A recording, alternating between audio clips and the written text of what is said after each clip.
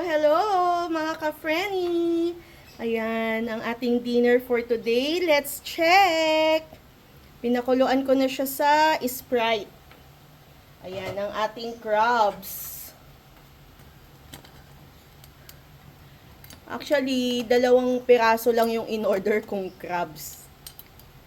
Tapos, binigyan tayo ng 2 alimasag. Ayan.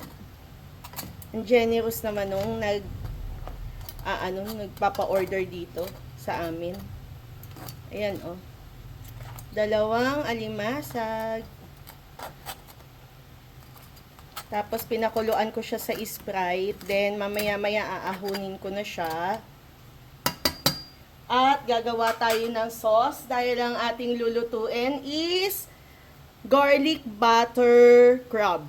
Ayan, with oyster sauce. Go, go, go! Hello, hello! Ito na ang ating mga ingredients para sa ating garlic buttered crabs. Or ano bang mas magandang pangalan? Buttered garlic crab. Ayun. So, optional lang tong sili para sa medyo may kagat ng anghang. Ayan, onion, garlic, then ang ating butter. Ito, garlic powder, maglalagay pa rin ako. Then, ground black pepper. Ayun, nakita dito yung Sprite na ginamit ko para kanina dun sa crab na ating pinakuluan. And then, ang ating oyster sauce. Mamasitas, mamasitas, baka naman. Ayan, gawa na tayo ng sauce. Go, go, go! Hello, hello, hello! Ayan. Gawa na tayo ng sauce para sa ating buttered garlic crabs. Go, go, go! Unahin muna natin itong butter. Then, ilagay na natin kaagad ang ating garlic and onion.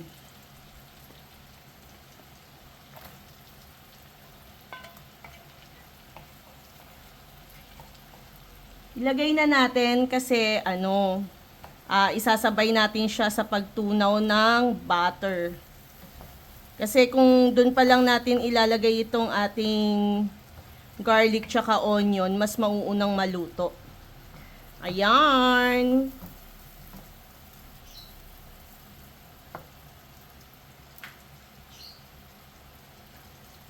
Optional lang guys itong ating sili ah. Ako lalagyan ko lang siya ng konting sili.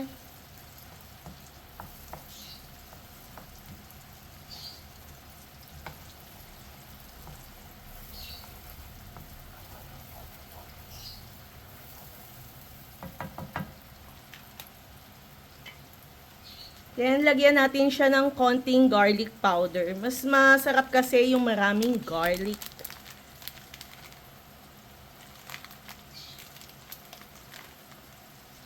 Ayan.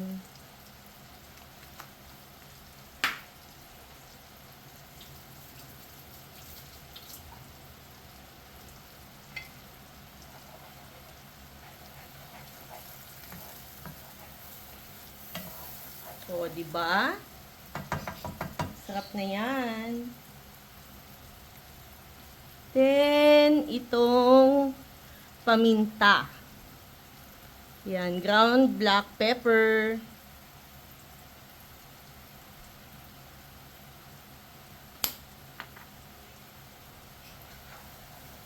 Yan, paghalu-haluin lang to guys. Napakadaling gumawa ng sauce.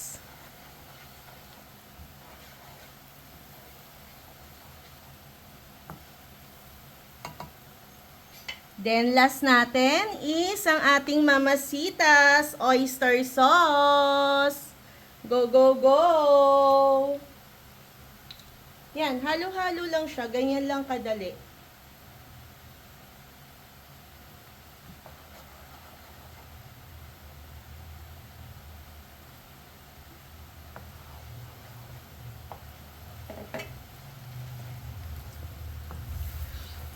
Tapos yung crab guys, hinati ko na siya.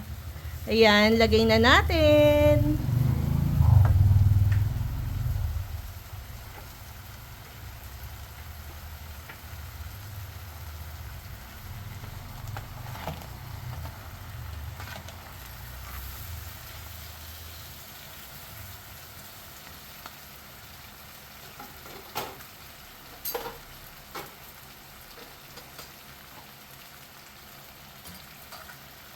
Tsaka yung ating alimasag.